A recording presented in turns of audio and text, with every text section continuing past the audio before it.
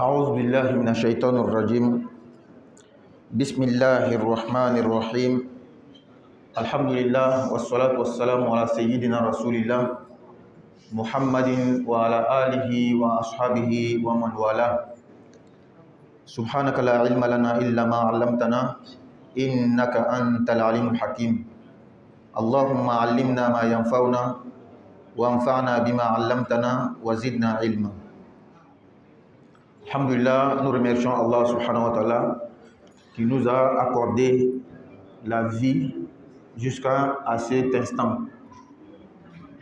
C'est une grâce d'Allah et c'est une prédestination d'Allah subhanahu wa ta'ala. Et nous remercions Allah pour cette grâce et pour toutes les autres grâces. Les grâces d'Allah cachées et visibles.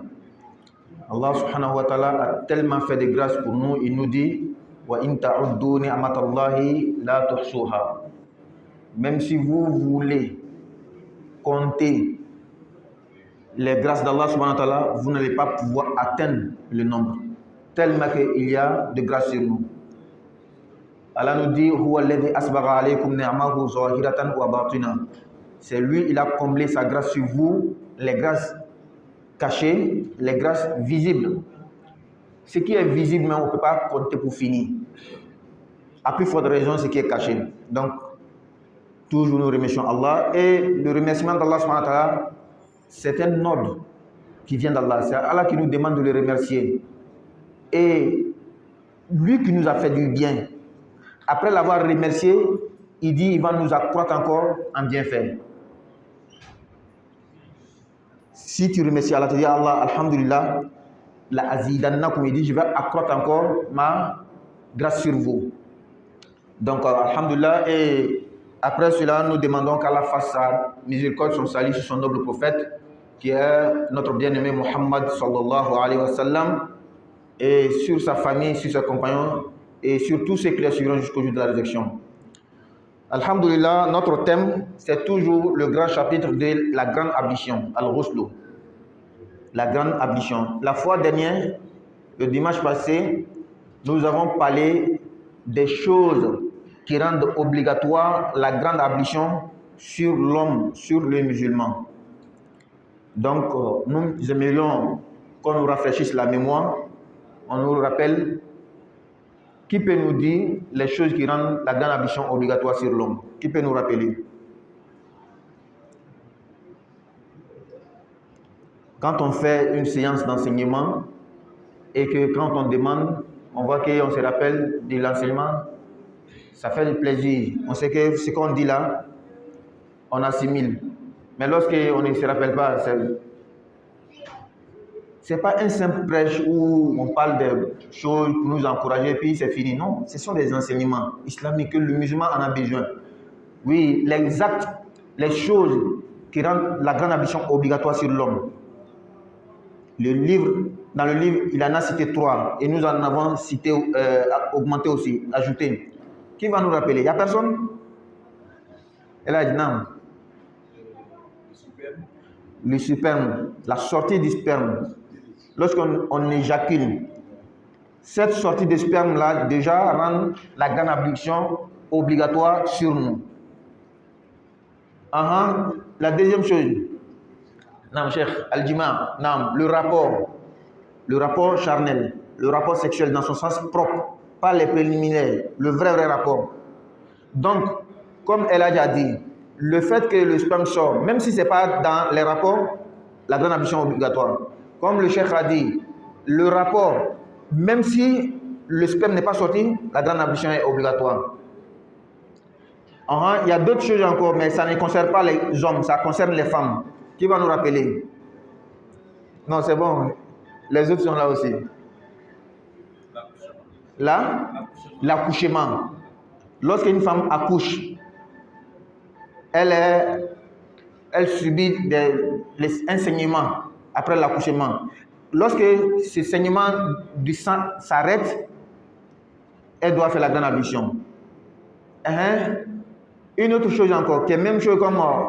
non, c'est bon. Oui, les règles, la menstruation. Voilà. C'est comme ça.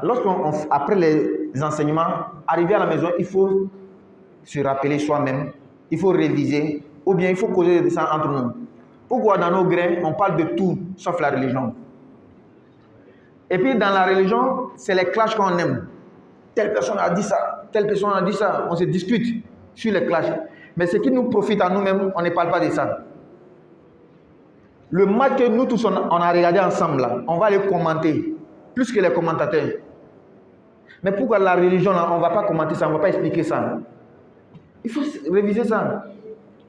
C'est ce qui va rendre nos grains, nos assises, la meilleure des assises. Sinon, le jour de la résurrection, on va regretter tout cela. qu'Allah nous donne la bonne compréhension et la mise en pratique. Bien, donc on va continuer. Aujourd'hui, nous allons parler des actes, les différents actes de la grande ablution. Dans la petite ablution, nous avons réparti les actes de la petite ablution en 3 groupes. Le premier groupe, qui a le degré le plus haut, ce sont les actes obligatoires. Le deuxième groupe des actes, c'est les actes qui ont le degré un peu moins par rapport au premier. Et le troisième, ce sont les actes qui ne sont pas lourds. C'est une manière de parler pour qu'on puisse comprendre. Le premier groupe des actes sont tellement lourds en degré, on les appelle les actes obligatoires. Le deuxième groupe, les actes surrogatoires. Le troisième groupe, les actes méritoires. Et ces noms-là, obligatoires, surrogatoires, méritoires, on a dit que ce sont des noms donnés pour pouvoir faire juste la distinction. Sinon que l'acte obligatoire lui-même est méritoire. L'acte obligatoire lui-même, c'est un acte surrogatoire que le prophète faisait. L'acte surrogatoire, c'est méritoire. L'acte méritoire, le prophète le faisait. Donc, ce sont des appellations données à différentes choses pour pouvoir distinguer. Pour dire que lui-là, il est au premier degré. Lorsque tu l'oublies, ton acte dans son ensemble n'est pas valable. Le deuxième, il n'atteint pas en degré le premier. Donc, quand tu l'oublies, on peut réparer. Ce n'est pas comme le premier. Le troisième, lorsque tu l'oublies, il n'y a pas de souci à se faire. On ne répare même pas et l'acte dans son ensemble est bon. Donc, c'est la même chose comme on a expliqué dans la petite ablution. Ça va venir dans la grande ablution. Ça va venir dans l'alternative des petites et la grande ablution. Et ça va venir même dans la prière. Quand on va parler de la prière, les actes de la prière, on va toujours classifier les actes de la prière comme on a dit ici. Donc, la grande ablution, c'est une chose obligatoire sur le musulman, comme on a déjà expliqué. Le musulman doit connaître comment faire la grande ablution. Et ça va aussi enseigner à l'autre. Un jour, quelqu'un peut devenir musulman à cause de toi. Tu dois lui expliquer la grande ablution. Ah, vraiment, moi, mais je ne connais pas. Hein. Est-ce que ça, c'est joli à entendre? Moi, mais je ne connais pas. Hein. Ce n'est pas joli à entendre. Donc, il faut apprendre. Ou bien un jour, madame te dit, ah, papa, moi, je ne connais pas comment on fait. Ah, moi, mais je ne connais pas. Hein. On va aller demander au stade. Ah, toujours demander au stade, c'est que toi-même, tu ne pratiques pas. Donc, il est très important de connaître. On va commencer d'abord à citer les 3 différents groupes des actes de la grande ablution. Ensuite, on va reconstituer tout ensemble, c'est-à-dire expliquer comment on fait la grande ablution. C'est pourquoi nous avons amené un récipient pour pouvoir faire la démonstration. Donc, on commence par les actes obligatoires. Faslun, ça, le premier chapitre, c'est-à-dire les sous-chapitres, les actes obligatoires d'abord. Fara'idul ghusli arba'atun. Les actes obligatoires de la grande ablution sont au nombre de 4. Il faut connaître ces actes-là. Le musulman doit les connaître. Parce que l'annulation de ta grande ablution ou bien la validation dépend de ta connaissance de ces 4 actes obligatoires. Les 4 actes obligatoires, la première, an-niyyatu, l'intention. L'intention est très primordiale, est très importante dans toutes les actions même du musulman. Car le prophète Muhammad sallallahu alayhi wa sallam dit innamal a'malu bin niyyat. Les actions ne valent que par les intentions. Les actions ne sont valables que par les intentions. C'est obligatoire de faire l'intention. Donc, 1, l'intention. 2, al-fawru, l'enchaînement. Al-fawru, dans son sens étymologique, dans son sens premier, c'est la hâte, la rapidité. Mais ce n'est pas ce qu'on veut ici. Ce n'est pas ce sens qu'on veut. Le sens de al-fawru qu'on veut ici, al-muwalatu, at-tatabu'u, l'enchaînement. Ne pas débuter l'ensemble de la grande ambition et s'arrêter au cours de la grande ambition. Tu as déjà fait quelques parties et puis tu arrêtes pour aller faire autre chose avant de revenir. Non. Donc, l'enchaînement. Ça fait 2. 3, ad-dalku. Dans son sens premier, frotter les membres. Mais ce n'est pas ce qui est demandé. Quand tu entends frotter, c'est d'appuyer, de faire une force sur le membre. Ce n'est pas ce qui est dit. Ce n'est pas ce qui est voulu. Le sens qui est voulu, imrarul yadi al-udwi. C'est de passer les mains sur les membres. Qu'on frotte ou pas, ça c'est un autre niveau. Mais passer la main sur les membres pour que l'eau puisse mouiller le corps, c'est ce qui est demandé. L'eau puisse mouiller. Faut pas tu vas profiter de ta grande ambition ou bien ta petite ambition pour enlever les saletés de ton travail, les graisses et autres. Non, c'est deux choses différentes. La saleté physique de ton travail ou bien des poussières autres là, ça c'est une propriété d'un autre domaine. Mais nous parlons d'un domaine spirituel. C'est pourquoi il ne faut pas profiter de ton ambition. Quand tu travailles, tu es un mécanicien par exemple, ou tu travailles à la casse, il y a des huiles usées chez toi. Quand tu viens avant de faire l'ambition, prends l'omo, le savon, lave-toi bien avant de faire ta petite ambition. Sinon, si c'est dans ça, tu veux profiter pour laver les graisses, tu vas voir que les 3 fois là ne vont pas te suffire. Ça ne va pas te suffire. Or, pourtant, tu dois respecter le nombre. Quand on donne la bonne compréhension. Donc, ad-dalku, passer la main sur les membres. Et 4e acte obligatoire, al-umumu ou at-ta'mim. Ta'mimul jasadi bil ma. Faire en sorte que l'eau touche tout le corps. Et lorsque tu regardes ces 4 là, et j'ai une fois dit, je vais répéter, pourquoi les savants disent tel acte est obligatoire, tel acte est surrogatoire, tel acte est méritoire. Nous avons dit tout de suite que c'est compte tenu des degrés. Et quand on parle de degrés, qu'est-ce qui montre que tel acte rentre dans le premier degré? Ce sont les preuves, les textes coraniques et prophétiques. Lorsque tel acte est cité dans le Coran et dans les hadiths, ça montre une importance. Lorsque tel acte est cité seulement dans les hadiths, ça donne un autre sens. Lorsque tel acte, il y a une divergence, certains hadiths l'ont cité, d'autres hadiths ne l'ont pas cité, ça donne une autre compréhension aux savants. Voilà comment les savants vont classifier les choses. Quand vous prenez ces 4 actes obligatoires de la grande ambition, parmi ces 4, qu'est-ce qui est cité dans le Coran parlant de la grande ambition? J'ai dit dans le Coran et parlant de la grande ambition. Lorsque dans le verset, un long verset de Surat Al-Ma'ida, la table servie, le verset 6, si je ne me trompe pas, Allah va parler des 3 types de la purification.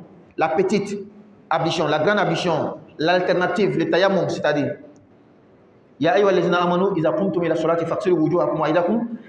Arrivé à la grande ambition, Allah dit wa in kuntum junuba. Lorsque vous êtes en état d'impureté de la janaba, fatahharu, purifiez-vous. Voici comment Allah a défini la grande ambition. Il n'a pas dit lave telle partie, lave telle partie. Il n'a pas distingué. Il a juste dit fatahharu, purifiez-vous. Et à partir de ce texte-là, les savants ont tiré la compréhension pour dire que Allah avait dit qu'il faut laver tout le corps. Il faut laver tout le corps. Fatahharu. Parce que dans la petite ambition, Allah dit idha qumtum ila salati, lorsque vous vous levez pour faire la prière, faghsilu wujuhakum. Il a précisé des parties dans le corps. Lavez vos visages. Wa aydiakum ila al-marafiq. Les avant-bras jusqu'au coude.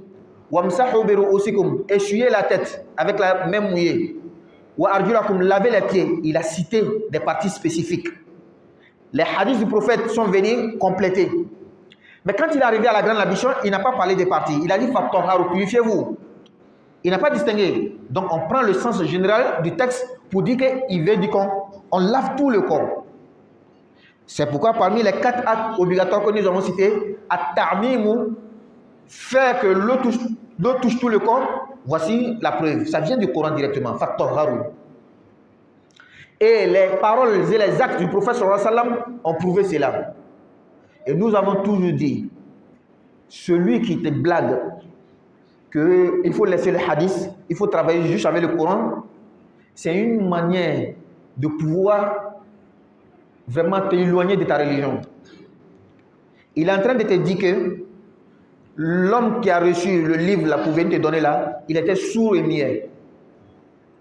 Il est en train de te dire que l'homme qui a reçu le livre pour toi là, il n'a pas su expliquer. Il ne pouvait pas expliquer. Il veut te dire que les hommes qui étaient avec lui là, ils n'ont rien vu, ils n'ont même pas compris même le livre. C'est moi dans 2021 là, je comprends plus que eux. Si ça c'est logique. C'est pas du tout logique. Toi tu es dans 2021. Toi tu trouves que ce que le prophète a dit, ce que les compagnons ont dit, ça c'est pas vrai. Il faut piger directement dans le livre. Combien de siècles nous séparent? 14 siècles. Donc ça c'est un autre domaine. On va expliquer ça peut-être après. Mais c'est le hadith du prophète qui va venir expliquer le Coran. Comme Allah a dit dans le Coran, moi Allah je t'ai révélé le Coran pour que tu puisses expliquer. Il n'est pas soumis. Il n'est pas mieux. Il peut expliquer et il en a expliqué aussi. Bien, donc les 4 actes, nous avons dit at-ta'mim, ça c'est tiré du Coran. Les paroles du prophète et ses actes l'ont confirmé. Et quand on prend l'intention, où est la preuve de l'intention? Dans le Coran, Allah dit wa ma umiru illa liya'budullaha mukhlishina lahu-d-din. Ils n'ont pas été ordonnés que d'adorer Allah subhanahu wa ta'ala, lui vouer un culte exclusif. Puis, ça veut dire, dans l'intention, il faut faire l'acte à cause d'Allah subhanahu wa ta'ala. Et le hadith du prophète va confirmer innamal a'malu bin-niyyat. Les actions ne sont valables que par les intentions. Mais regardez, ça c'est cité dans le Coran et son sens est général, ça prend tous les actes. C'est pourquoi les savants vont dire que l'intention fait partie des actes obligatoires de la grande ablution. Même si ça n'a pas été cité en parlant de la grande ablution. Mais son sens général couvre tout. Ça fait 2. 3. Alpha ou l'enchaînement. Faire le travail dans un seul enchaînement. Regardez un verset, Allah dit Wala tubtilu a'malakum. N'invalidez pas, n'annulez pas vos actes. Quand tu commences, il faut terminer. C'est pourquoi, quand on commence la prière, il ne faut pas couper, même si c'est nafila. Ça fait partie des preuves des savants qui disent que quand on commence nafila, on ne doit pas couper. Il faut terminer, même si tu vas être un peu rapide pour pouvoir vite finir. Bien. Et le prophète sallallahu alayhi wa sallam a fait ses grandes ambitions dans un seul enchaînement. Il n'a pas coupé. Et frotter les membres aussi. Le prophète dit dans un hadith tahta kulli sha'ratin janaba. Sous chaque poil, il y a la souillure de janaba. C'est-à-dire tout ton corps. Lorsque tu as atteint de la souillure de janaba, c'est tout ton corps qui est atteint. C'est pourquoi Allah même va dire fattoharu, purifiez-vous tout le corps. Donc voici les 4 actes obligatoires de la grande ablution. Ce qui veut dire que quand tu fais ta grande ablution, tu as oublié un de ces actes-là, la grande ablution n'est pas valable. Toi, tu es rentré dans la douche, tu as commencé à laver toutes les parties du corps, et puis quand tu sors de la douche, c'est maintenant tu sais que donc c'est la grande ablution que j'ai fait. On a déjà donné exemple pour cela. Parfois, toi-même, tu rentres dans la maison, tu te demandes, mais je suis venu faire quoi ici? Ça nous trouve souvent, non? Tu rentres dans la maison, toi-même, tu te demandes, qu'est-ce que tu es venu faire? Ça arrive souvent. Parce que l'intelligence, l'esprit, c'est dans la main d'Allah. Souvent, Allah fait que même tu oublies. Il y avait un gars au temps du prophète, on l'appelait Zul Qalbayn, l'homme qui avait 2 cœurs. Pendant une bataille, tellement que c'était chaud, il a fui avec ses sandales et les sandales étaient sur les aisselles. Arrivé, maintenant il demande, mais où sont mes chaussures? On dit, mais c'est pas ça qui est là. C'est pourquoi il a dit, Allah n'a jamais donné à un seul homme 2 cœurs dans une même poitrine. Pour dire qu'on peut oublier, souvent l'esprit peut aller ailleurs. Donc si tu as fait ta grande ambition sans que l'esprit soit déçu, c'est ce qu'on appelle l'intention. L'intention, ce n'est pas de formuler une parole. L'intention, c'est de vouloir ce que tu es en train de faire. Ce que tu es en train de faire là, ton esprit est déçu. Tu as voulu cela. Donc,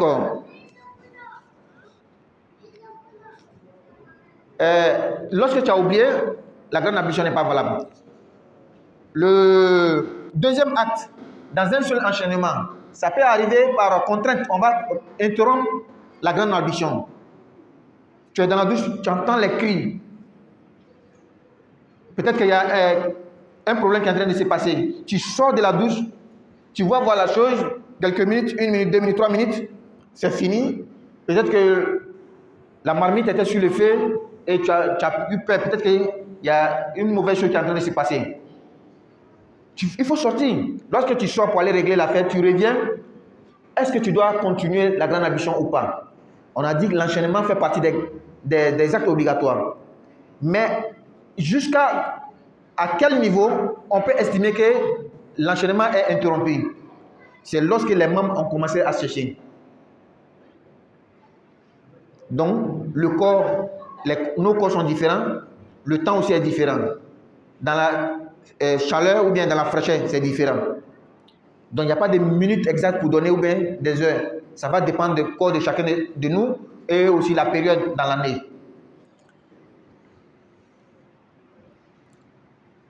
On va aller directement sur les actes surrogatoires. Même si on n'a pas pu expliquer aujourd'hui, peut-être prochainement, les actes surrogatoires de la grande ambition.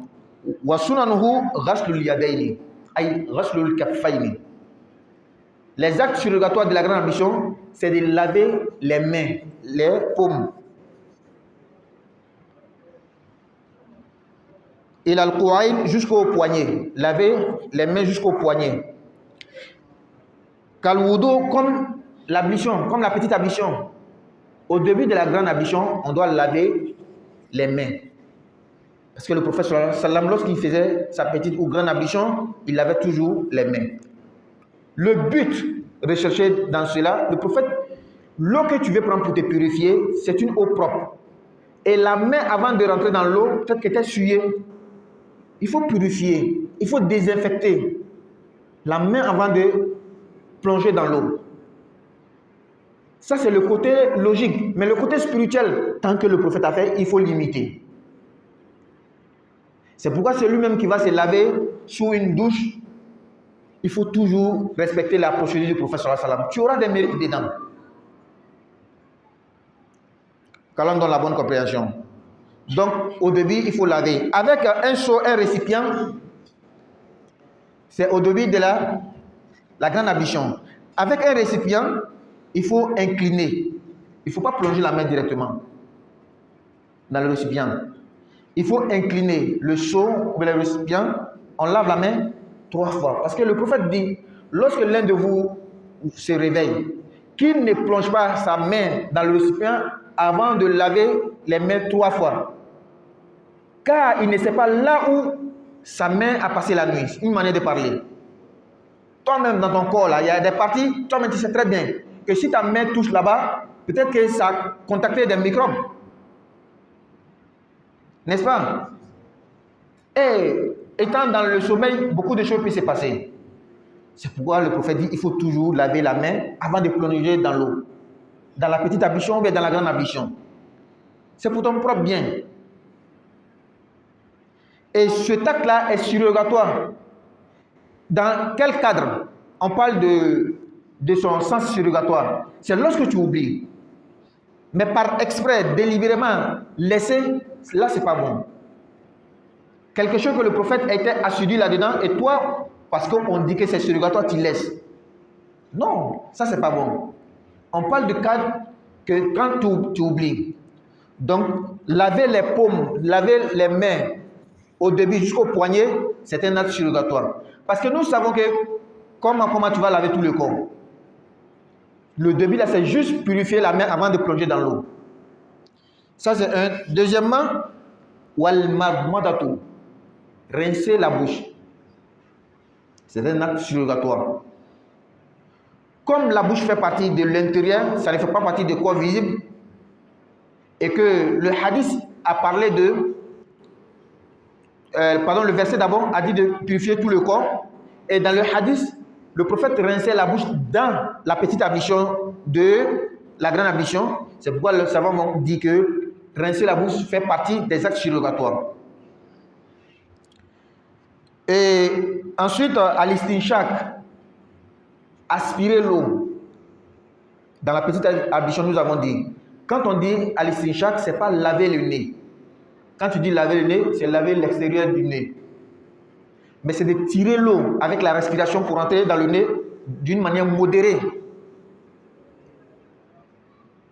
Donc on fait comme ça, petit. Et quand tu fais comme ça, sans tirer, tu n'as pas fait à l'istinshaq. Donc aspirer l'eau, ou à l'istinsar, et expirer. Wa ghaslu shimakhil udunayn, laver les entrées ou bien le trou dans l'oreille allant dans la tête. Laver les entrées de l'oreille allant dans la tête. Comment? Est-ce que fait comme ça, mettre de l'eau dedans? Non, c'est pas ce qu'on a dit. C'est les doigts mouillés qu'on fait rentrer dedans. C'est de ça qu'on parle. C'est pas laver, mettre de l'eau dedans. Non. L'islam n'est pas comme ça. L'islam tient compte de ta santé, de ta vie, de ton bonheur, de ton argent. Il préserve tout. Tout ce qui est ton bonheur. Donc, wa ghaslu shimakhil udhunayn, wa hiya, même en arabe, il va expliquer shimakh, as-suqbatu dakhilatu fi ras. Ce sont les allées de l'oreille allant dans la tête. Mais comme on a dit, avec les doigts mouillés. Wa amma safhatul udhunayn, on parlait de les trous. On ne parlait pas de l'oreille même. Mais parlant de l'oreille, il est obligatoire. Ça rentre dans le cadre de at-ta'mim. Fait que l'eau touche tout le corps. Donc il faut laver l'intérieur et l'extérieur, tout avec de l'eau.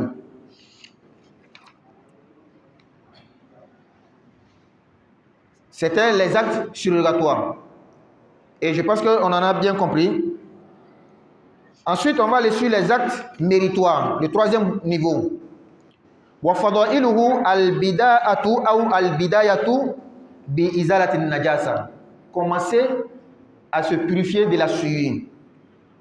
On a dit que ce qui rend obligatoire la grande ablution, quand le sperme sort, quand ça sort, ça reste sur le corps. C'est-à-dire là où c'est sorti là, ça va rester là-bas. Et tu dois purifier. Si c'est une femme, après la menstruation, le sang va rester là où il est sorti. Elle doit purifier. Également la lochie. Donc, commencer à purifier, se nettoyer de la souillure. Ça rentre dans le cadre de al-istinja. De la manière, dans la petite ablution, nous avons dit que quand tu fais l'urine, tu dois te nettoyer. Quand tu vas à la selle, tu dois te nettoyer. Lorsque le liquide prééjaculation, al-maziyu, ça sort, il faut se purifier. Al-wadiu, c'est la même chose dans la grande ablution. Quand on finit les rapports et que on a joui, le sperme est là, ça va forcément se coller sur le corps, il faut nettoyer. C'est pourquoi, vous voyez, ça a été classifié dans le cadre des actes méritoires, mais pas dans le cadre des actes obligatoires. Il faut commencer à te nettoyer de ça, comme si c'était deux choses différentes. Même chose dans la petite ablution. Quand tu vas uriner, quand tu te nettoies de l'urine, c'est un acte à part. Venir faire l'ablution, c'est un autre acte à part. Donc dans la grande ablution, c'est pareil. Qu'Allah donne la bonne compréhension. Donc, commencez à se nettoyer de la souillure. Mais dans l'ordre, ça vient après avoir lavé les mains. Lorsqu'on a lavé les mains, nettoyé la main, pour ne pas souiller l'eau, c'est après cela qu'on commence à se nettoyer de la souillure. Summa al-dhakar. Ensuite, il faut laver sa partie génitale. Fayanwi indahu. C'est en ce moment-là qui est le moment propice de l'intention. Quand on parle de l'intention, comme on a dit, ce n'est pas une chose mécanique ou bien une chose programmée, non. On a bien dit que l'intention, c'est le vouloir faire quelque chose. Depuis que j'ai pris mon seau pour entrer dans la douche, je rentre pour faire quoi? La réponse, c'est ce qui est l'intention. Donc déjà, j'ai l'intention de faire la grande ablution. Je ne suis pas obligé dans la grande ablution, il y a un moment, il faut t'arrêter pour faire l'intention. Non, ce n'est pas comme ça en fait. Quand je prends le seau pour rentrer, pour aller me laver, et c'est quel bain, c'est la grande ablution, c'est fini. C'est l'intention qui est là. Mais comme on a bien dit que l'intention fait partie des actes obligatoires, quand on a oublié ce acte-là, la grande ablution est annulée. Donc, la dernière limite pour pouvoir se rappeler de l'intention, c'est lorsqu'on lave les parties intimes. C'est-à-dire, j'ai pris le seau, ma tête n'était pas sur la grande ablution. J'ai commencé à laver ma main, ma tête n'était pas sur la grande ablution. C'est en lavant la partie intime que c'est venu dans ma tête que oui, effectivement, c'est pour la grande ablution que je suis là, l'intention est bonne. Mais si j'ai fini et que c'est en ce moment je me suis rappelé que moi, je devais faire la grande ablution, hein, et puis la grande ablution est faite, ce n'est pas valide. Si l'eau reste toujours, je peux utiliser toujours la même eau pour faire la grande ablution. Si l'eau n'est pas beaucoup, je dois aller reprendre de l'eau. Si c'est sous la douche, mais il faut reprendre.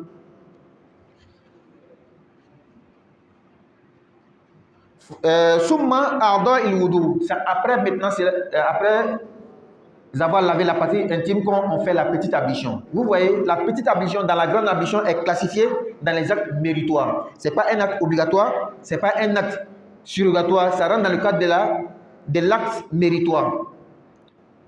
Ce qui veut dire que le musulman qui a oublié de faire la petite ablution dans sa grande ablution et qu'il allait faire la prière, il n'y a pas de problème.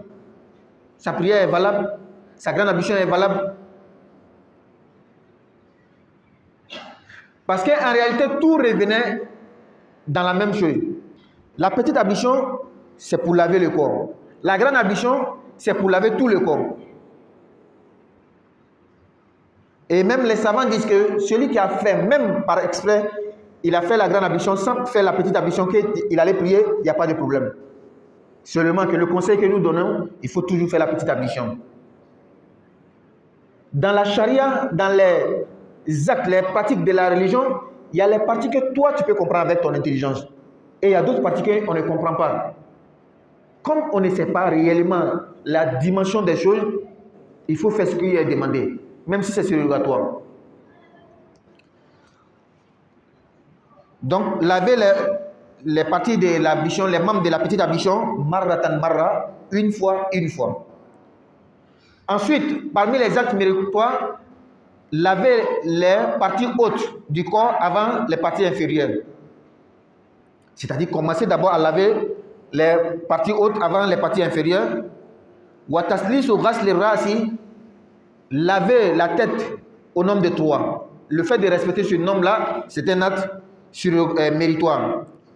Wa taqdimu shaqqi jasadil ayman ou jasadil ayman, commencer toujours à laver les parties droites avant les parties gauches.